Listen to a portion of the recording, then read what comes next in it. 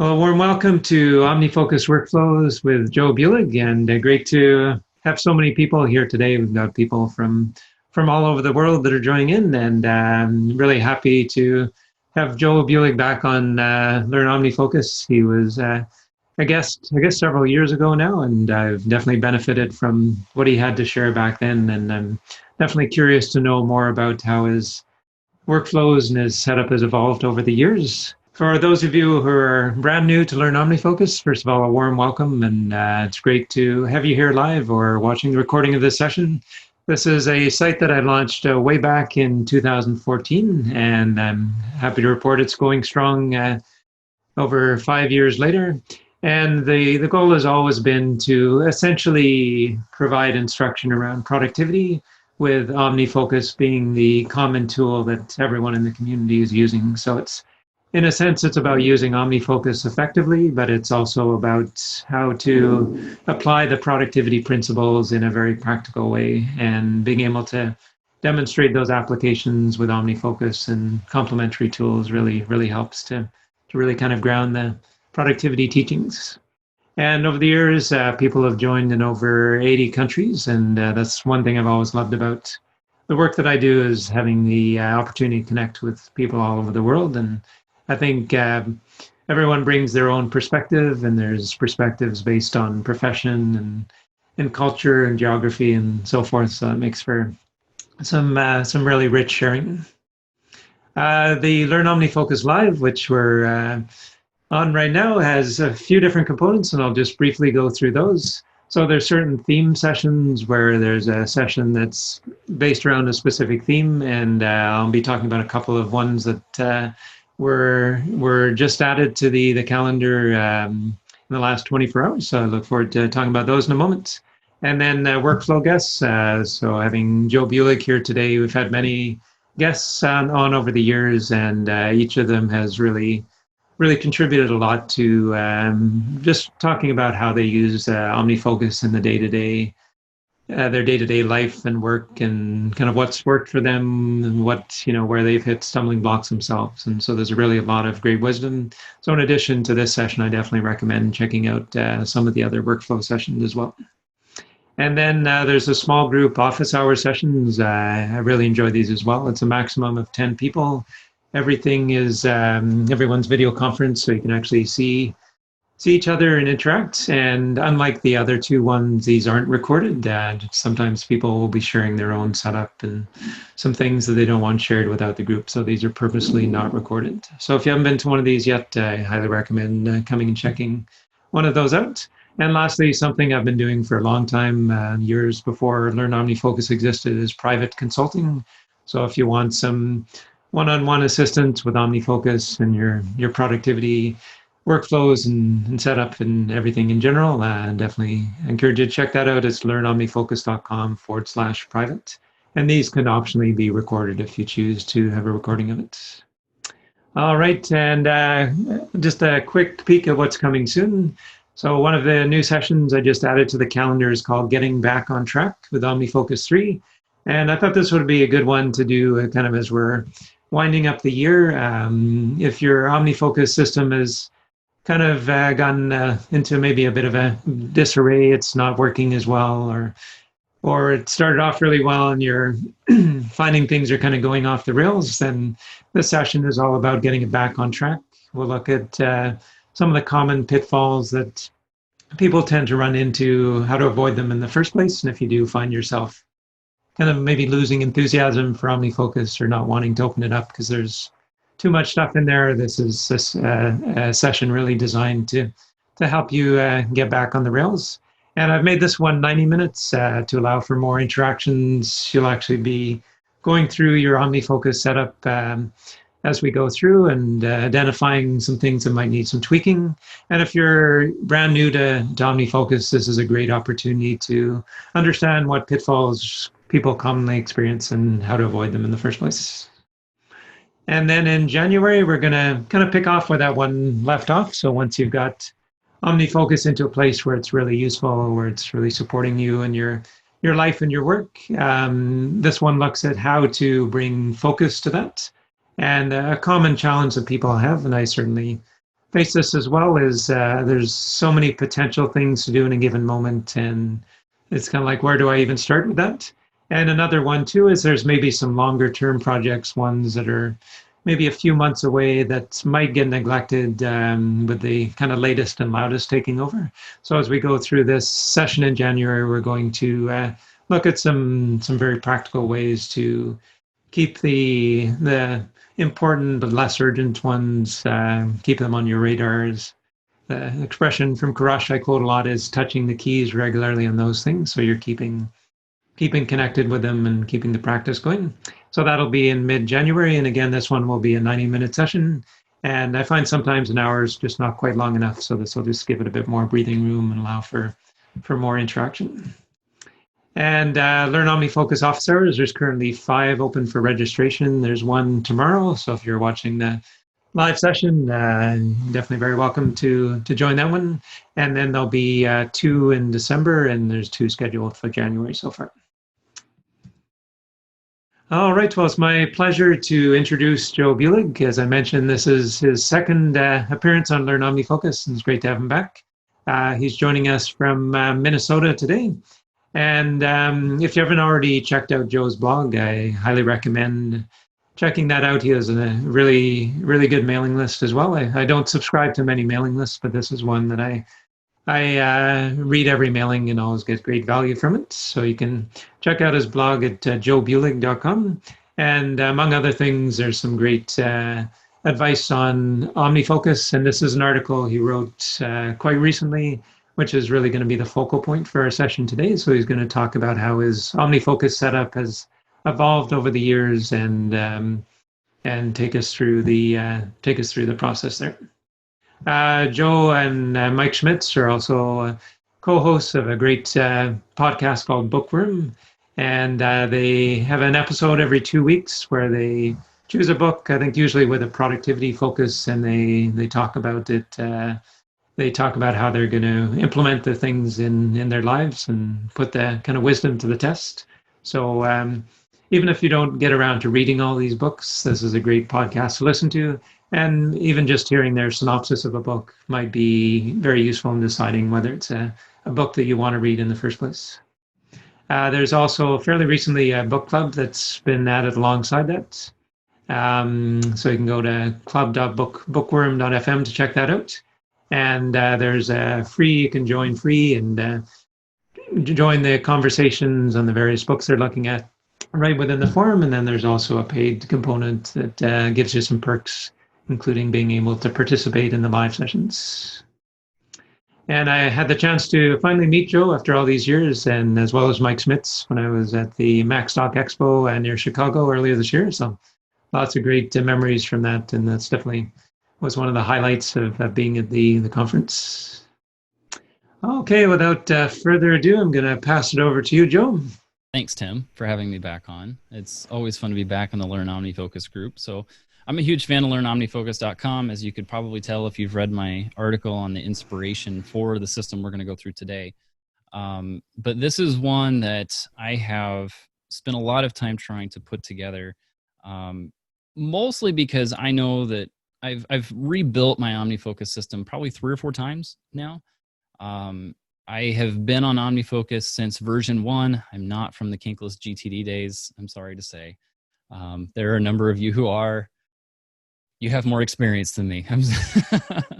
But this particular system, what I learned in the process of building this is there's a series of questions I need to ask myself before I start, before I really jump into the building of this architecture. First thing I'm going to point out is that this is the real deal, okay? So there's a lot of times whenever we do demos or I have seen or done video courses and such that we'll use demo setups. We mock up the data that goes into them. This is the real deal, okay? So this is the real account on my system. This is my actual OmniFocus database. I'm a little scared. I'm just going to say that. I know where I can and can't go in this, and my goal is to show you what I actually do in the real system. So the questions that I asked myself before I got into this is, how do I keep this simple? So I'm one that if it's too complex, I won't use it. You know, it gets too complicated, and I have a tendency to not spend a lot of time working that particular system. Has to be flexible. My day job, I'm an IT director at our church.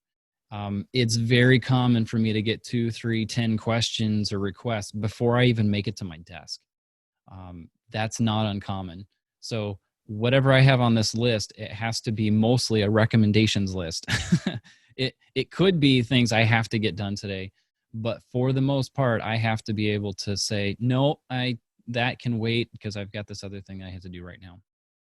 I'm very big into using OmniFocus to set up habits. It's common for me to have routines that happen on a morning, evening, afternoon basis, weekly basis, monthly, annual. Like I try to use OmniFocus to help me build those habits. So trying to set up subsystems within this to allow that, I find to be super important. And that's primarily because I know that if I can build those habits on a daily basis, over time, that has a much bigger impact than me trying to just push through and do something all in the span of a couple days. I operate date-based. Okay, so here's where things deviate. I don't use tags. I'm going to explain all that and how that works. When OmniFocus made the change from using contexts to using multiple tags, I fought it. I was not an advocate for that. I've always kind of held the mentality that I need to use a single context for things and not put a whole bunch of tags on it. And the more time I spent with that, the less I realized I was even using context. So I had the option to either decide to continue using a single tag on things, go all in, put a whole bunch of tags on every single task and be like everybody else, or I could just say no and not do it at all. My thought process was that if I'm going to operate on a date base, like what have I got to do on Monday? What have I got to do on Wednesday? Because so much of my job depends on what's going on in the events of the week, that it's just too much to put tags on. And in a lot of cases, I'm ignoring them anyway. So I just chose, I'm going to do a system that doesn't use tags. I made that decision before I built this architecture. So I have it date-based, but a piece here, and I'm going to demo this here in a little bit, but I really, really, really wanted my project structure to tie to other tools. Now, there are a lot of names for stuff similar to what I'm doing, but ultimately what I'm doing is I have a list of project folders in my iCloud Drive that mimics the folder structure or the project structure that I have in OmniFocus, but I also maintain notes files for every one of those as well, and they all link to each other. I'll show you how that works in a little bit. So asking the questions of how do I keep it simple? How do I keep it flexible? How do I help it build habits? How do I keep it date-based? Those are the questions that I was asking before I got into building this. And the answers that I came up with was the no tags, using defer dates 100%. So absolutely everything that I'm going to work on for this week has a defer date as to what day I'm going to do that particular task. I have a couple custom scripts and workflows in Alfred that I use to do this, which have made this process quite a bit easier. And then I operate off of one and only perspective on a daily basis, which is what you're looking at right now. So this available perspective is the one that I operate off of throughout my day. There's one caveat to that in that I will oftentimes skim this, figure out the 2 or 3 most important things for the day and write them on a note card that I keep in my back pocket. So there's that particular element to this as well. But let me just start working through this particular setup just so you can start to connect all the dots on how this works. So for now, let's take a look at this particular perspective and a whole bunch of stuff going on here. It looks super complex. I promise you it's actually not. Because all it's doing is showing me anything that's not a project or a group. It has to have a due date or a defer date. Has to be available. Notice the remaining piece is not turned on. And then I've got a few particular projects and folders that I have excluded from this list. And that's primarily the Horizons, a Bible plan, and a few other things that I've got in here as well. I have them grouped, if you see down here, grouped by defer dates and sorted by project order. That'll make more sense when we get into the project order here. What this means is that whenever I'm looking at this particular list, anything that's been deferred to today or previous will be on this list. save a few exclusions that I mentioned there below. So if we look at this list, and again, this is the real deal. I've got a number of things that I need to do today. You can see an afternoon routine that popped up here at noon as we just started this. But I've got a couple of things here towards the top that I'm behind on. You know, I was supposed to do a couple things yesterday. I was cranking out working with OmniFocus 3. I'll talk about that a little bit later. But I was working on a video course and didn't get those done. So it happens to the best of us. Now, let's step into what the project structure behind this looks like, because I think you can kind of see this operates similar to a dashboard. A lot of people have something similar to that. This is no different. It's purely a look at the projects that I've got for today that are deferred to today or previously. So let's take a look at this project structure. This is a little bit unique, and I've gathered a few different things here to create this structure. Usually one of the first things people see is the emoji. A big fan of putting those on these lists. It just makes it easier to see what's going on. And over time, you start to develop habits of looking for certain colors or images whenever you're flipping through your OmniFocus system. One of the second things people notice is the lines between those. They're simply single actions lists. If you look at this, like they're set, what do I even have these set? They're set to review every 80 years so that they don't ever show up in a review. But they're purely a single actions list with nothing in them. They're only there to create that subdivider, which is kind of cool. I stole it from somebody that was on Learn OmniFocus at some point. This whole structure, there's 5 sections here. At the very top, I have horizons, and I'm going to work through each of these as I can. The top is horizons, so what are my higher level goals? Underneath that section, I have kind of the things I do in the morning. So a morning routine. I keep my Bible reading plan in here. I have a meta project called Guidance. I stole this concept from Kourosh Dini. Kudos to you, Dini. I keep my weekly review towards the top because I want to make sure that it is something I do in the morning. Then the next bank there, from family, team down to things, these are all my areas of focus. Family, team, I think of my family. So I'm married, my wife, and we have 3 little girls, 2, 4, and 6. And I'm well-versed in pink and glitter. I've not been in a tutu yet. No plans to do that. Hopefully that's not near in my future.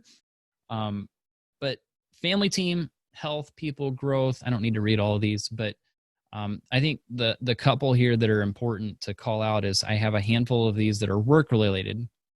I could group those all into a folder called work. I prefer not to, just so I can keep them all on one level. So I maintain one level of folders. But I have a couple weird ones here, intentionalism and security. Those 2 particular ones, all they are is I have a couple projects that I'm trying to use as ways to help me become more intentional throughout my day in a lot of different areas, whether it's being more intentional with my kids, being more intentional with the time that I meditate, or the time that I'm spending with one-on-one with, say, a pastor at our church. There are projects that go with that, being intentional with the teams I lead at the church, etc. So I try to use that particular area of a focus so that I can remember to focus on those particular. Security, I'm becoming more and more privacy aware. I'm a techie, so I've been kind of tech averse to some degree just because I know too much.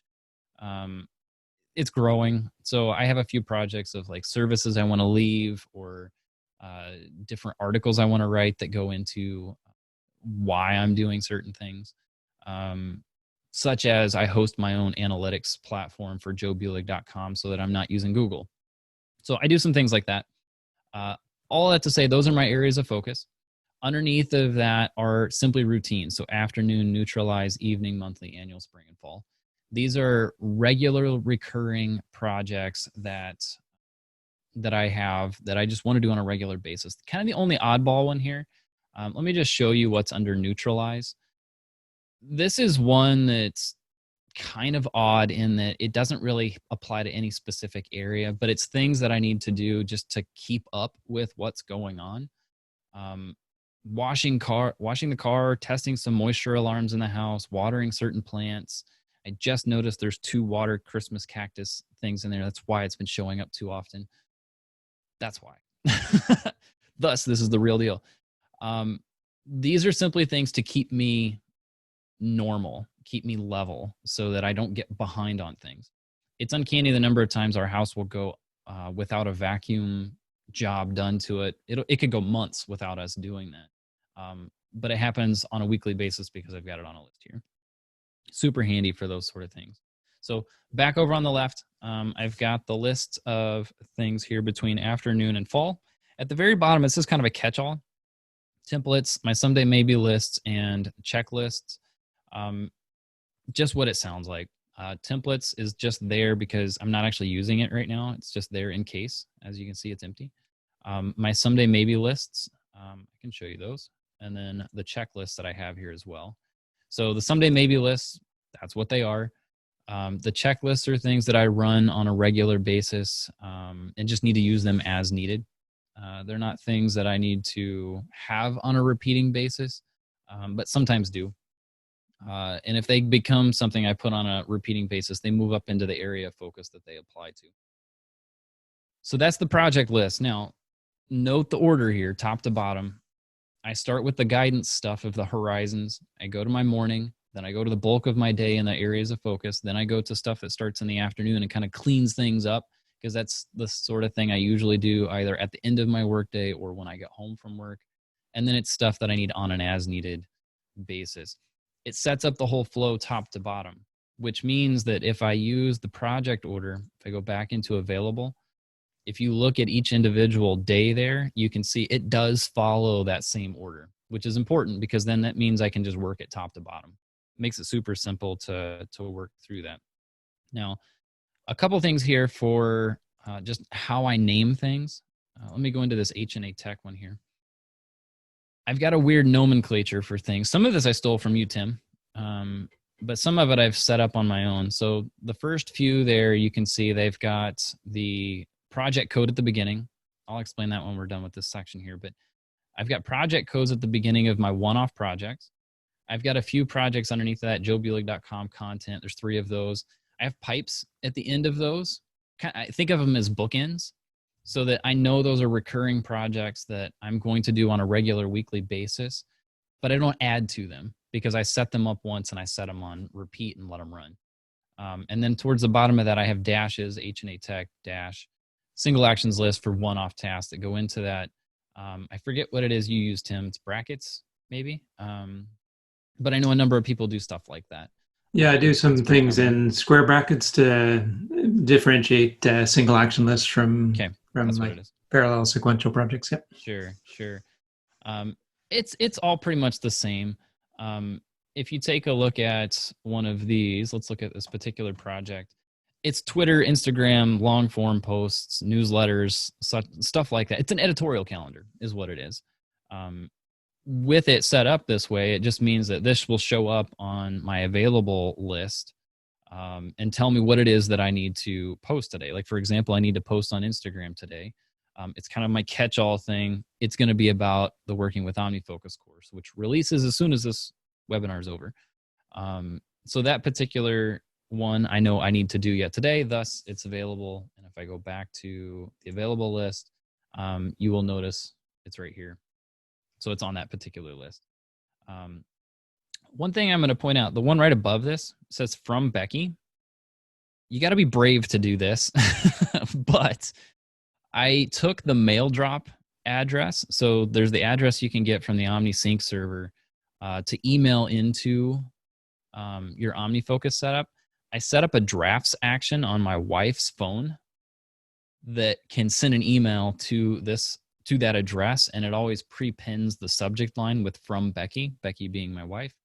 So then she can type in any notes and then send that, and it'll show up in my inbox for OmniFocus. Basically, I automated a way for her to add to her honey-do list for me. You got to trust your spouse to do that so that they don't set up automations in order to send things to you regularly.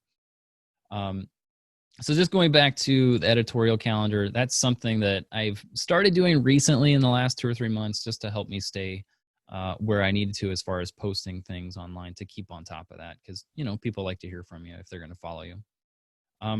That's pretty much the nomenclature I have. Now, let's go into the Alfred workflow I wrote to create these project codes. Learn OmniFocus webinar. I'm done preparing for it because we're here. This one has a project code at the beginning, followed by a pipe, and then the name of that particular project. But I want to show you this Alfred script that I wrote. So instead of creating a new project in OmniFocus, I don't ever actually create new projects directly in OmniFocus unless it's like a recurring piece or I'm altering the architecture here. Instead, what I do is I invoke Alfred, if you're familiar with that, and I apologize, I do everything in dark mode, as you can tell. PN, so project new.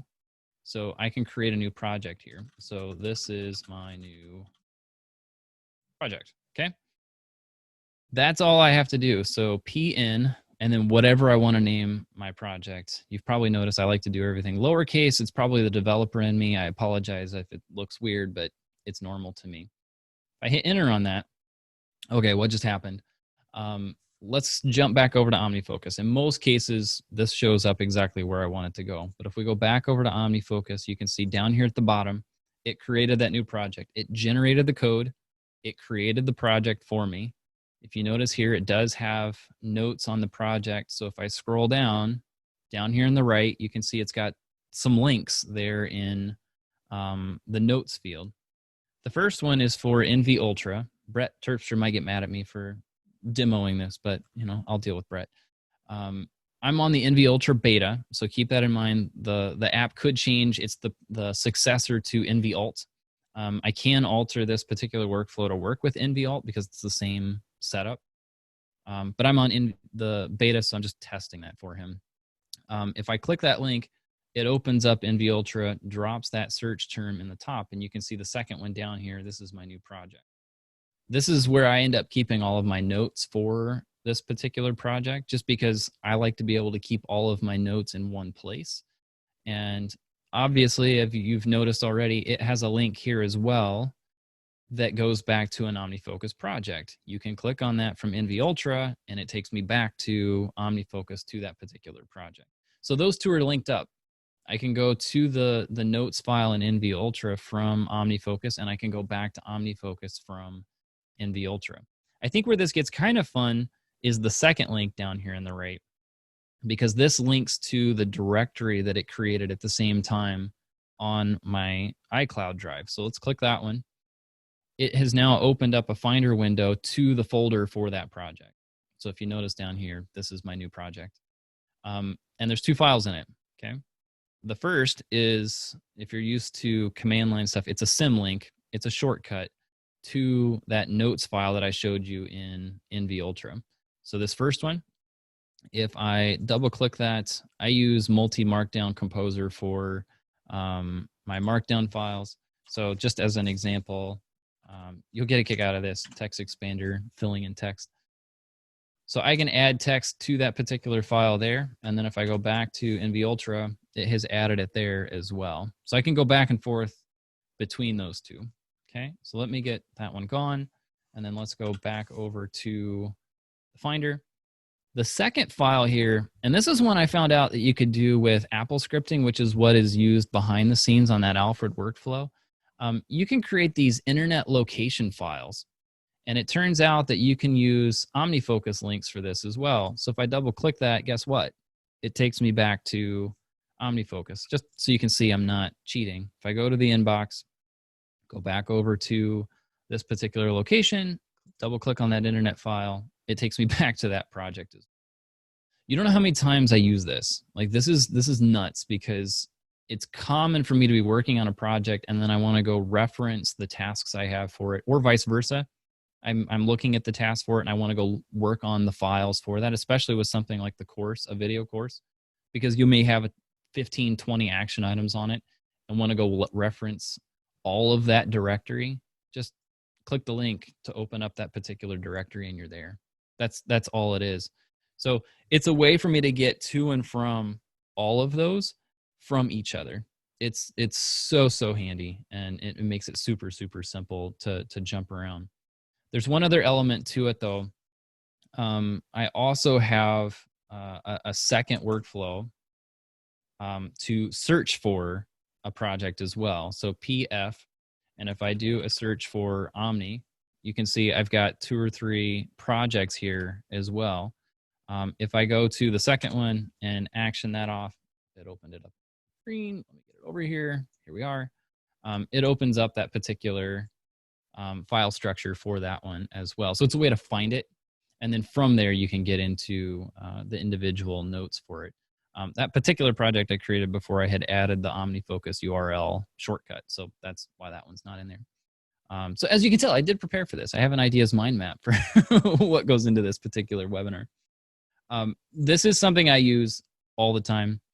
Whenever I'm creating new projects, it makes it super, super easy to create them. But there's one more piece to this. Let's go back into NV Ultra, and you can see the second one here, project codes. Here's a list of all of them, okay? This is a list of every project I've had since I started using this system. Just as an example, you can click on any of these links. So these become links if you're used to NV Alt or NV Ultra. You can click on any of these particular links to open up those individual notes. So it's a way to jump back and forth however you'd like. Basically, it's an index of all of your projects in their entirety. So that's a super, super handy thing. I've recently been working with that in the last 2 to 3 months, and it's become something I use all the time because it keeps all that stuff in sync and makes it easy to jump from one to the next. One piece here I want to talk about before I quit talking and we open up for questions here, because I'm sure there's this is nuts. So I get that. Reviews, you know, and we were talking about it a little bit before we started recording here. But reviews structures, what should you review? Let me just show you my weekly review, because this is one that I think is the most important in this entire structure. Obviously, clearing out the review perspective in OmniFocus. Now, that sounds simple. It can be more difficult than that. Some of you who have followed me for a long time know that I've written a script called Update Reviews. Actually, let me just run it, and I'll show you. So this is that particular script. If you like to schedule your reviews like I do mine on Monday mornings. This will reset all of the review dates in your entire system to whatever days you have selected. And there's a link to this. I'm sure we can get it somewhere, Tim, to the GitHub repository where you can get these. So github.com/Joe Buhlig OfScripts is the name of that repository. But this will reset them. It's not Monday, so I can go ahead and run this. If I say yes, what that is doing is it's running through the entire list of projects, and it's resetting the review date to the upcoming Monday. Now, a lot of times what happens is when you create new projects, it will automatically set the next review date to a week from the day you created the project. And then it'll show that flag, say, on a Wednesday when you've got your review on a Monday. That's frustrating. So anytime I see that flag on the left on the review tab, I click on this particular script, let it run, and in most cases, it will clear it out. That little flag is gone. But it will also, if it's the day of a review, realign everything, and when you run through the review, it'll have it set up top to bottom. So that way you can run your review from the horizons at the top all the way down to your checklist at the bottom. Actually, since I just created a project, we can look at this one. So this last one, you can see the next review is set for November 25th. So that's the upcoming Monday. Today's the 20th. It should be set for the 27th. So this just reset that particular review date. So I run that one before I clear through this. Maybe I should add an item before that of running that script. But I run that particular perspective. Clear it all out, but all I'm trying to do in that particular point is make sure the projects that are there are up to date. That's it. I'm not trying to make sure I should be doing the project or not. I'm just trying to make sure it's up to date. I run a couple scans, empty some inboxes. I'm not sure if you should empty inboxes as part of this. Maybe they should already be empty. I complete a mind sweep. I just use David Allen's GTD trigger list for that. I run through my calendar. And then I go through a list of all of my projects. So what I do is I go through this entire list on the left. I open up each of those areas of focus, and then I will look at the projects in each one of them and make sure I should or shouldn't be doing those. I like to do that at this point because by this point I've done the mind sweeps, I've looked at my calendar, and I know what I can and can't do. Otherwise, if I'm just running with it as is, it can get to be hard to know if I should or shouldn't be doing it. So I like to do it as a separate step. I kind of do the next one, the areas of focus, at the same time. Should I be adding one? That's where like intentionalism and security came from. That's how I got to those points. And then I just run through the horizons 3, 4, 5 and review those as well. Clear out the trash can, say I'm done with my weekly review, and go on with my day. This is one that like I use this on a regular basis. I'm trying to see how long this is. You can see I've got the estimated durations here. Let's just find out. So I got another script up here. If you saw, I clicked on that. Hour 7 minutes is what I have estimated for that particular time. So that's another script that I stole from somebody. I'd have to look it up to tell you who I got it from. But all it does is total up the amount of time that's set up for the estimated duration for those particular pieces. Something you've probably noticed that I haven't talked about, if you look at each one of these, you can see the time and the end at the end of the title. This is Joe getting frustrated with the iOS version. I do not own an iPad. I have no interest in one. I'm a Mac guy, so I use my Mac and I use my phone. My phone is primarily there for just viewing that available perspective and checking things off. OmniFocus does not make it easy. The Omni Group doesn't make it easy to see those estimated durations on your phone, on iOS. Not that I found, unless they've recently changed it.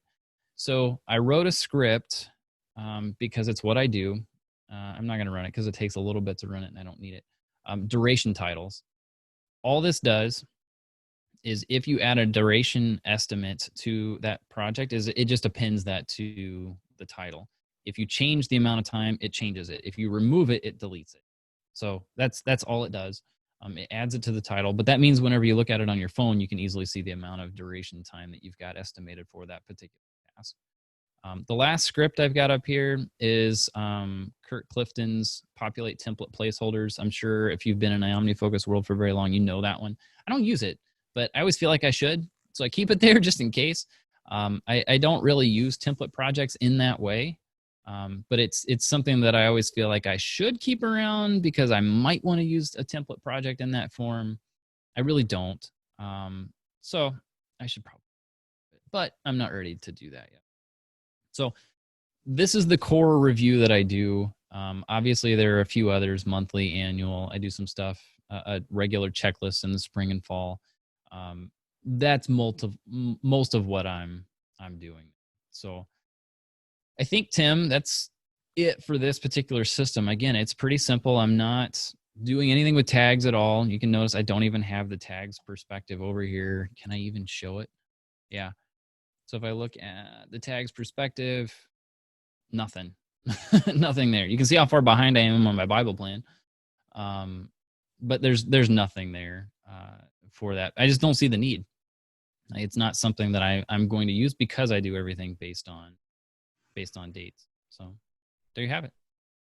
Okay, well, thanks so much for that, Joe. And Sure. I think you point to one thing that I'm often saying to people is don't use a feature just because it's there. Sometimes there's a tendency to say, okay, they put a lot of work into this feature, I must use it, and definitely use it if it makes sense. But if it is actually kind of hindering the process, I can definitely see your logic around that. Yeah. One question about the defer dates. Is there kind of a strategy for assigning a defer date? I imagine some are a little bit arbitrary, given that you could actually do it today, but maybe you decide to do it till Friday. But what if your plans change today and you have an extra 2 hours to work with? Does that change things? It does somewhat. So this is where the forecast view can come in. So a lot of what I do here, not the top. This comes in handy because I have it set to show me the deferred items. So I can see everything that I have deferred to that day. So that's super nice. But it also means that as I'm doing my weekly review, a lot of times what I'll do is if I'm looking at a given project, these are done. But if I'm looking through the particular tasks on that list, I generally know what day I need to do it. If I don't know, I make my best guess.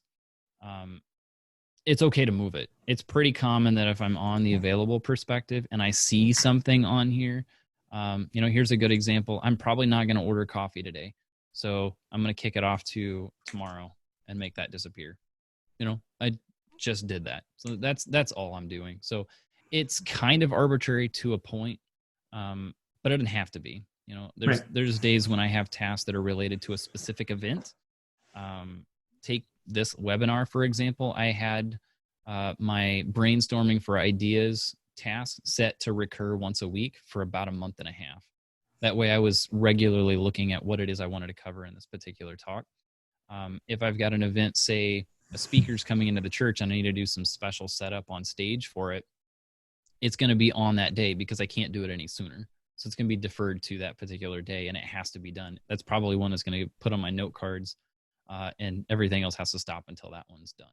So somewhat arbitrary, but I usually just make an intuitive judgment call on it. Yeah, sure. Makes sense. Yeah. Do you have a way of visually distinguishing between things that literally can't be done till a certain date versus ones that are assigned to a certain date kind of arbitrarily? Is there anything? No. Okay.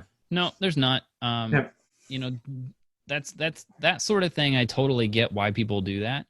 But that comes back to the simplicity aspect here, in that, I'm looking at this list and I can tell you that the most important thing on that list is I need to set up sound for the Awana Club tonight. I know that. I don't need a special flag to tell me that. Right. That is more important than getting an Instagram post out. Done. Sure. I don't need anything more. So it's intuitive. That I trust my intuition on it quite a bit. And it doesn't look like you use flags currently. Do they have any? I guess a flag is essentially a tag at the end of the day. So correct. So I don't use it at all. Yeah. Yeah. Okay. Do these lists ever get uncomfortably long? Yeah. Yeah. Or what? And you mentioned earlier there's one question around the guidance project that you borrowed from Kourosh. Oh yeah. Yeah. So I think that probably helps to address that. Yeah. So the available perspective here, if I get busy, say I get 5 or 6 requests in the morning that end up eating up my entire morning, it's not uncommon for me to come back to this list at 1 o'clock and there'd be 100 items on it. That's not rare. That's a regular occurrence. But also keep in mind how small I have some of these tasks. Testing a garage door takes 2 minutes. Like that sort of thing can be very, very quick. So in a lot of cases, I can either defer things off to get the list smaller, or I just check through things in order to, run through them very quickly. The nod to Kourosh. So these Horizon projects here, all I'm doing with this guidance piece is just review them. And because I have these set to the defer date, so if you look at the defer date, this will defer to tomorrow, repeat it every day depending on the assigned dates. It's just a meta task. So because of that, it will end up putting it on that available list for tomorrow morning.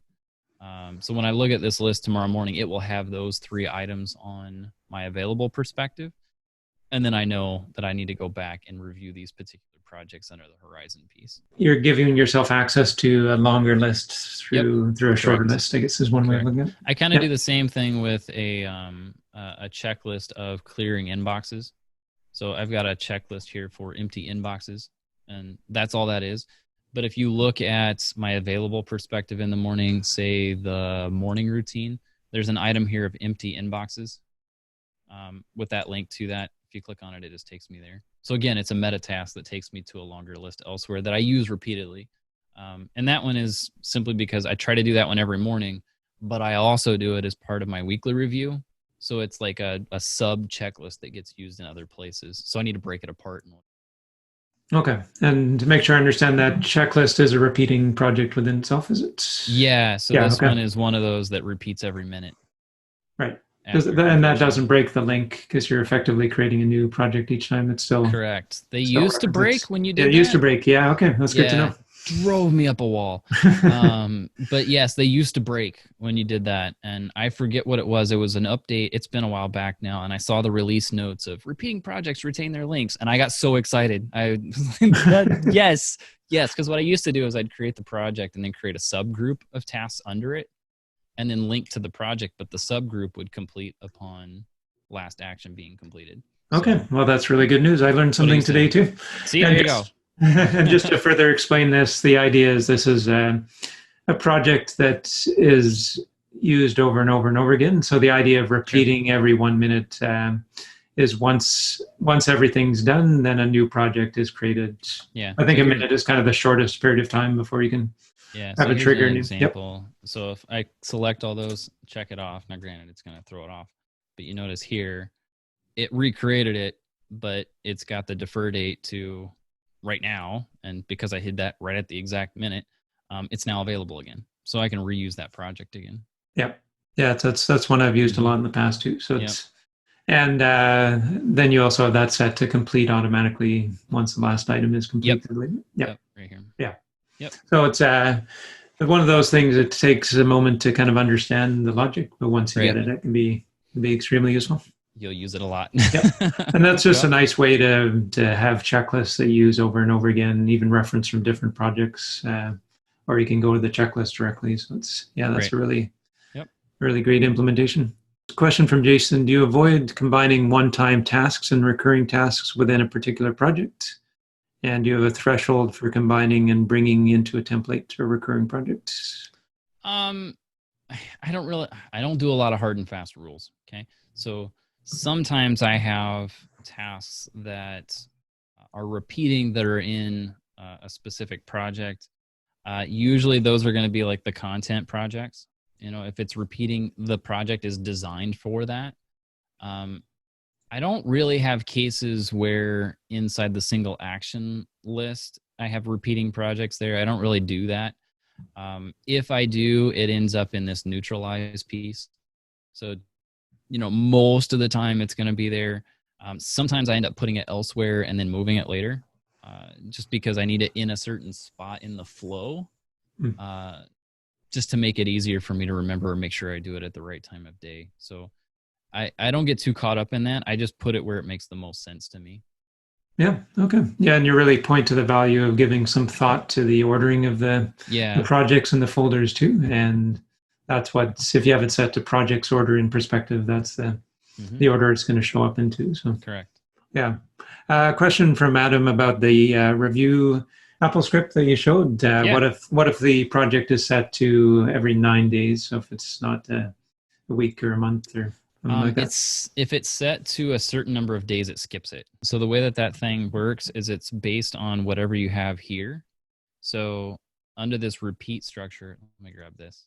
Or not repeat, the review structure. So if you have it set to every week, that will then trigger it on your weekly review. If you have it set to months, it does the month. If it's years, it does the yearly. If it's days, it skips it entirely. Okay, unless it's 7 days, I guess that'll... Yeah, I think actually it does catch that particular one. I'm trying to remember. It's been a while since I wrote it. But I know that it was intentional because a lot of folks who were using it said that they wanted to bypass it on certain projects. Yeah. Well, set it to every 30 days or every 45 days or something like that. They had some stuff along those lines. So instead of telling it every 2 months, they would tell it every 60 days. Yeah. So you could have a project that repeats every three days, for instance, so you want to keep showing up on your radar within, then the other ones are kind of delegated to the weekly review. Yep. Exactly. Okay, excellent. Jason's referencing something you linked to on your blog post. Are there other elements from the PARA concept that you've implemented beyond the matching folder project note structure? I haven't, no. And that's one, I'm not super familiar with PARA and how that's supposed to work. I ran across it after I had built this structure or started to build it. I had started trying to figure out how to sync up some of this stuff, and then I found PARA, and then it kind of took off from there. But I mostly work on the project task stuff, that file directory, and my notes. I don't really do much more than that, but it's primarily because I do so much in just plain image files, text files, and such. I don't do much outside of that. Some people try to use Evernote to sync it up. You could probably alter the script to create a new note for it instead of the text file. You could do some things like that. It's just not something I do. I haven't read up into PARA a whole lot, but I like the concept. It seems like folks who use it really love it, but I don't get too well versed in it. Yeah. Okay. Cool. Yeah. And one thing I was really impressed with was the way you automatically create a note in a folder as you create a new project, because I think the more convenient that is, like it's very nice to have a place to park notes about a project, whether they're ideas, and as well as a folder to drop in, like mind maps or something like that. And I think the more convenient that is to do it consistently, the more likely people are to actually take that on. So, is that Alfred script one or the Alfred workflow something you've created, or is it something? Yeah, that's 100% me. Is that something that will be shared? I know people are going to be asking if that. It's on GitHub right now. So you can read it right now. So it's in that OF scripts repository. So it's in there. The README on it is not complete because obviously you're going to want to change where those things are created because it has like my username tied to it right now.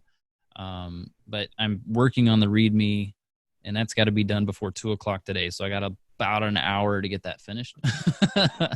So check on it today. The README on how to edit it to get it set up for you will be there. But keep in mind, it's wired for NV Ultra right now. So that's going to be the catch on that particular piece right now. Okay, got it. Yeah, I think that the concept could be carried across. Implemented in different ways, or even something like Keyboard Maestro or something could be do a similar sort of thing. Yep, you can easily convert it to that. I know I'll probably put some notes. I'll make a note to myself right now of how to convert it to NVAlt as well. That way, you're not tied to the way I do things or trying to get onto the beta to make. Yeah, okay, that'd be great, Tim. There's a question about estimated times in your, like how essential those are to your workflows. What's sort of the criteria for deciding whether you put an estimated time on something? Yeah. You've probably noticed I don't have it on everything. So I do on some, but not others. That's because sometimes things are longer than others to get them done. Like when they're repeating, they don't always have the time on them because depending on what goes into it, it's going to take longer or shorter. Generally speaking, I try to put it on as many things as I can. I don't whenever it's going to be something I'm adding today and it has to be done today and it doesn't really matter how long it takes. Sometimes I'll add a bunch of things to my available perspective here via defer dates. That day comes along and I run that script to total up the time and it says 9.5 hours. Guess what? I got a problem. So I have to start pulling things off. So it's good for that particular setup. But again, no hard and fast rules. I just add it if I can. And every time I add or edit those durations, I run the script to add it to the titles. So I just try to add it where I can. Yeah. Okay. Makes sense. Yeah. Well, I think one nice thing about adding it, even though it's a bit more work, it does kind of force this thought process into what is this thing. And so if you were looking at the test auto reverse of garage door or something, and maybe you realize that's an entire project and it's going to take you 3 hours, that's a good thing to know up front instead of sort of thinking maybe it's a 5-minute job and it ends up being something more involved. So I think that's one of the spending a bit more time up front can really pay dividends down the road and make the system that much more useful. And I think you answered this already, but you literally put a defer date on every action in OmniFocus, or at least on the projects. Actually, not true. No. No. So, okay. What I do is if it's going to be something I'm going to do during this week, I'll add it. If I'm not going to do it this week, I will oftentimes pull it off entirely because that means it won't show up at all this week. But whenever I'm doing my weekly review and going through part of that review process of looking at those individual projects, if I'm looking through the project, it's like, okay, these are the 5 things I need to do for my Learn OmniFocus webinar. The webinar's on Wednesday. I'm going to be putting things on Monday and Tuesday to make sure I'm getting them done on time, or put it on Wednesday to make sure I do it as part of my setup for preparing for this. So that particular one, like, yes, I'm going through the review, and yes, I'm putting on defer dates at that time. But if I know I'm not going to get to it that week, I just don't put a defer date on it. That way it stays off the list entirely for the week, and I don't have to worry about it. And then it's also an indicator of I need to put something on it or commit to doing it whenever I do that review later on. And would you tend to defer the entire project in that case, or choose a few actions from the project to defer? In most cases, I'm not going to do the whole project in one day. Sometimes that happens. If that happens, I would put it on the project. That's kind of rare, though. It seems like whenever I'm doing this, I'm putting on individual tasks. because the tasks within the project are usually done across multiple days. So I try not to do the whole project, though that's probably subconscious. But it's not something I'm regularly deferring the entire project. No. And you could defer something that says work on this project essentially, and then use that as a portal into the project itself. Yeah. Or I have a few tasks sporadically through this that use, again, Kourosh Dini's thing. Hi, Kourosh, you've apparently had a big impact on me. The consider task. So consider doing this. Consider washing the Suburban. Those are things that I would like to do them on a regular basis, but I don't always have time to do them whenever that pops up. But I need to consider doing it, say once a week.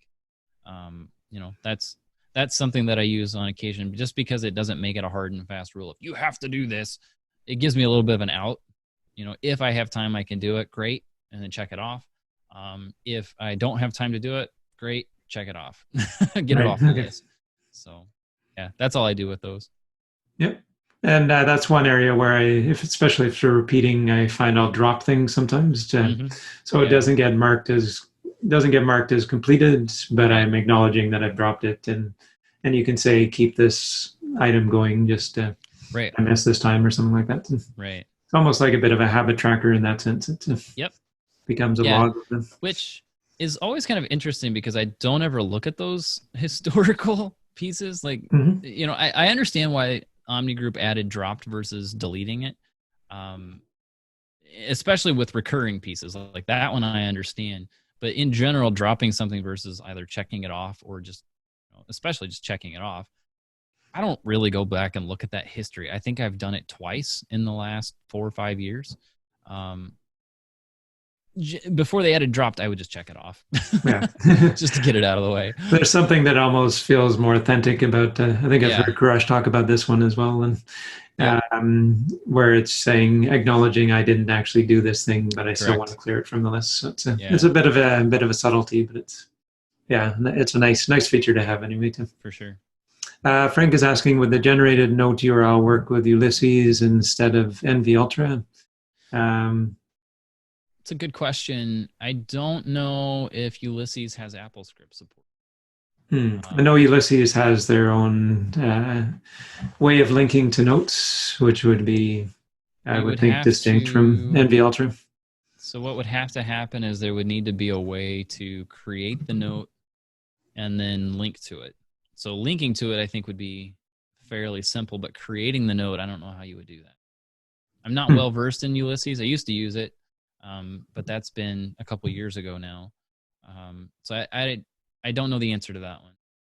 Yeah, I'd have to look into that as well too. I do usually use Ulysses, but when I'm generating links, I usually do it manually. So that's what might work though is in Ulysses, I know you can use it as like a viewer of Markdown files. Like you can add an external directory to that. So in that sense, it would just be a matter of getting the link to the notes and using Ulysses as the viewer for it. So you could potentially do that. Yeah, I'm sure there would be a way to do it to them. Yeah, so it's not far off from my memory of it. If nothing else, I'm sure Keyboard Maestro would save the day in this case, or even do a shortcut on the iOS side too. So, there's so many opportunities there. Speaking of iOS, what role does the iPhone play in your system? Yeah, so I don't have it wired up, but there's no point. So my particular phone, all I'm really doing is I use this available perspective on it. Every once in a while, I use it to check in on a specific project where I just pull down, hit search, and I search for the project I want and go. It's just a viewer and a place to check things off. I don't do any heavy lifting on it. I don't review on it. I don't generally add things to it except through drafts. So it's primarily a viewer. But that's, I'm a Mac guy. Like I'm 100%, almost entirely on my Mac for most heavy lifting. And then, yes, the phone can do a lot, but I prefer to use all the shortcuts and the scripts and stuff that the Mac lets me do. But that's me as a developer. That's where that comes from. So it looks like you're using times as well. So it's not just a deferred date. You might have things that show up in the evening or the afternoon or something like that. Yeah. So I guess if you want to see some of that, there's like an evening routine that I do. It shows up at 7 o'clock. Am I going to do it at 7 o'clock? No, but I'm generally not checking my phone between somewhere around 6 o'clock and about 8:30, 9 o'clock. I don't have my phone on me. So by the time I go get my phone and check, what's going on before I go to bed, this is there. That way I can run through that list. It's purely just set up breakfast for the next day and journal. That's really all that is. Yeah, sure. Okay. And do you ever separate out like work from personal? Do you use the focus feature or anything like that? Or is it you prefer just have the one list of?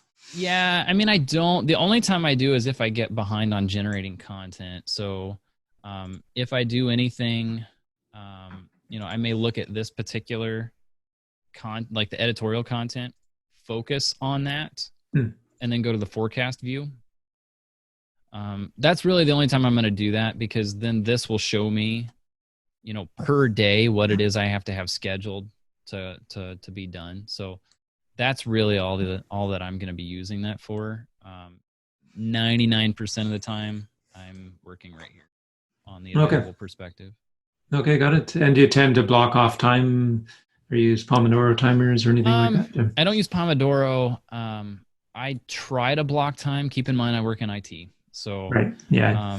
My intention is to get to the office. If I can get everything set down, which is about 50% of the time, I set my bag and lunch and everything down, grab my coffee mug, grab my computer, and run away. The building's big enough, I can find a classroom or something, a corner somewhere, and I will spend about 30 minutes doing some writing. And whenever that's done, then I'll come back, dock everything up at my desk, and then start running through lists once I get there.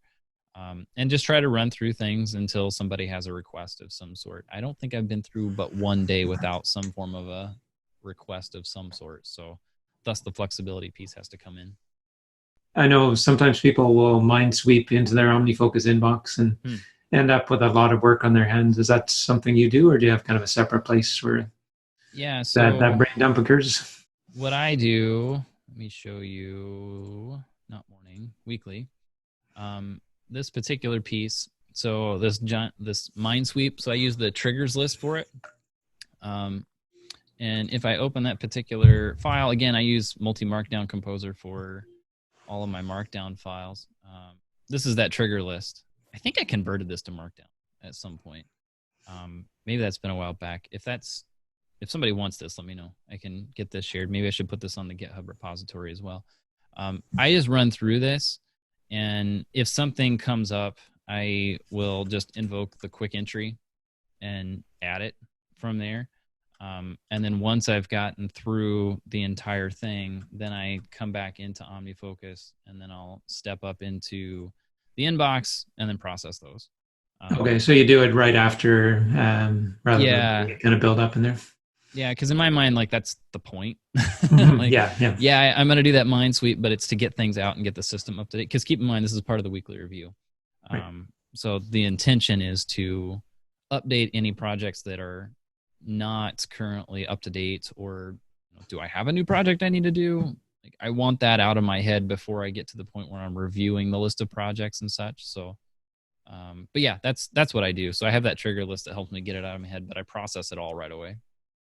And in a case where you have a project like prepare for a summer trip or something like that, that's not going to be getting any action to the future, is that a case where you would defer the whole project out, or would you defer even putting it into OmniFocus? Or? Yeah, so I'm trying to think. I've got one right now. Thanksgiving trip. I'm not going to show you what's in it because it's sensitive to my family to some degree, but I created this a while back. When did I create it? September. For this Thanksgiving trip we're going on. Once a year, we go down to my folks' place.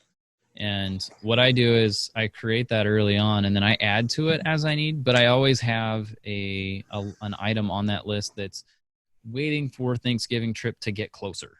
And then I'll have that deferred to a certain date. And then underneath of that, I'll have things that I need to do week of.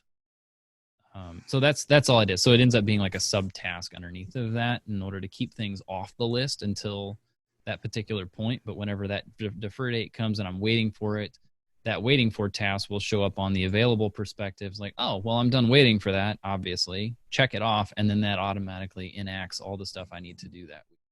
Okay, so the project itself is active the whole time. You just don't have anything showing up unavailable.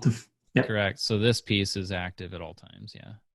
In addition to Kurosh's book, I know that his name has come up a lot. And, is there any, I know you've read so many books in preparing for Bookworm, and is there one or more book that you would say directly influenced your use of OmniFocus? Oh, good question. There's probably a multitude. The one that comes to mind is Mindset by Carol Dweck. Which is not usually what you would think of whenever you think of this, but a lot of this structure is built with the intention of me getting better as a human being. And a lot of what this is designed to do is help me keep things on mind, because so much of what we do is intellectual and word-based that it's hard to keep track of it all. So having that mindset of I can get better, I can grow in the way that I'm doing XYZ. The way I'm running my business, the way I'm interacting with my friends and family, how I do my job, like I can get better at those things. That's what this is designed to do, is to help me do that. It's not evident. It's not going to be obvious as you're looking at this setup, but that's part of the goal behind that. So yeah, Mindset by Carol Dweck. Obviously, Getting Things Done by David Allen. I feel like this would be hard to do without that. So much of it is capture, process, and go for it. That's a lot of what goes into this. Some of the simplicity mindset and the habit-based stuff are exactly what you would expect. Digital Minimalism by Cal Newport has influenced the simplicity side of it and trying to keep myself off screens as much as I can, which is kind of, ironic considering I'm an IT guy. And then Atomic Habits as well, James Clear. So, those are probably the three that have heavily influenced this, if there are some. It's sometimes hard to pinpoint what it is when you read 50 a year. Yeah, sure. But, at some point it's like, okay, well, yes, James said that, but, we had that over here too, and it was also over there. So, it's hard to pinpoint that sometimes. Yeah, I think the one thing that really impressed me about Bookworm is you actually do put it into practice. You don't just read a book and talk about it. Both you and Mike walk away with something tangible to work with, which I think it's easy to kind of consume a lot of content without it really having an impact. So it's, that's one thing I really appreciate about the work that you do. Okay, maybe one more question to squeeze in. How long do you spend in OmniFocus and just sort of your overall sort of GTD prep and working the system? On a daily basis, I've probably got 10 minutes in it, maybe. The longest is gonna be in the morning. Whenever I'm doing this, that empty inboxes piece, and then as part of my morning, I'm usually writing down a few of things from this available perspective on my note card. So it's around 10 minutes. And then there's going to be quick 5-10 second checks. I don't know, 5 or 10 times a day. Somewhere in there. So you're not necessarily working out of OmniFocus all day long. You might be. Oh, that's pretty. I know rare. You showed me your fancy pens when we were at Max Talk. There, yep. Yeah. And as I'm sitting recording, it's like, okay, so I got the notebook in hand and such. So yeah, I do a lot of stuff on paper yet. OmniFocus is, of course, the bank that I pull from for that. So that's day to day. When I'm doing my weekly review, again, we talked about this a little bit beforehand. If I do that empty inboxes thing or process my email and stuff here at the end of the day as well, if I'm doing that on a daily basis, when I get to the weekly review, it literally is all just higher level stuff. It's not a lot of processing. That mind sweep doesn't generate a whole lot because it's been collected throughout the week. So that weekly review for me is around 30, 40 minutes or so. I know of people that do 2.5 hours, and I can't understand that. It's just, I don't have that kind of, so I try to make sure it's as short as I can, but yeah, it's on a daily basis, maybe total, it's maybe 15 minutes. And then whenever you've got, say Monday, when I've got the weekly review on top of it, I've probably got an hour total for the entire day, including the weekly review and those checks throughout the day. So not a ton of time, I don't think, anyway. I mean, it could be a lot worse for sure. Okay. Okay. Thanks for that. And very last question. I promise. I think this one's especially relevant. Joe was Sure. talking about launching a new OmniFocus course. How can we Yeah. get access to it? Sure. Yeah. So working with OmniFocus 3.0, the 2019 version, I built a whole video course in 2016. I also wrote a book in 2016 about OmniFocus, but that was OmniFocus 2. The trick here is that that version is still pretty relevant. A lot of it's the same as far as structure goes and how the individual things work. Obviously, things have updated a little bit. The latest version, which will release in about 45 minutes, that one is high level. So it takes through this exact system that we just went through. But then the concept of it is how do you ask the right questions, and then how do you build out your own system here as well. So the intent of that is to show you can come up with something as crazy as what I have here, but it does explain a lot of what I've talked through today, plus some. But that's over at, if you're interested in that, it's learn.joebuhlig.com. Again, it's not been made public as we're talking about this. It is technically live right now. So if you're listening to this or watching this, you can go do that right now. There is a coupon code for Learn OmniFocus users. Learn OmniFocus. Super original, I know. Came up with that one on my own. I didn't need help for that one. But yes, learn.joebuhlig.com. Use the code Learn OmniFocus. It'll get you $5 off the introductory price even. So it will go up about $5 here in about a week. But this means that if you use that code, you'll get it $10 off from later on. So yeah, no, it's kind of a cool deal. It's a fun one. I really enjoyed doing that one. So thanks for bringing it up, Tim. Yeah, sure. Yeah, and thanks very much for offering the discount as well. And one thing you emphasize that I've definitely taken to heart as well too is it's not about like duplicating someone else's system, and if I do it exactly the way Joe does it, my life will be great. But it's really about understanding kind of this taking the time to think through your life and the design and what is too complex, what is too simple, and really basing it on that and not expecting to get it perfectly the first time. Is that a reasonable synopsis?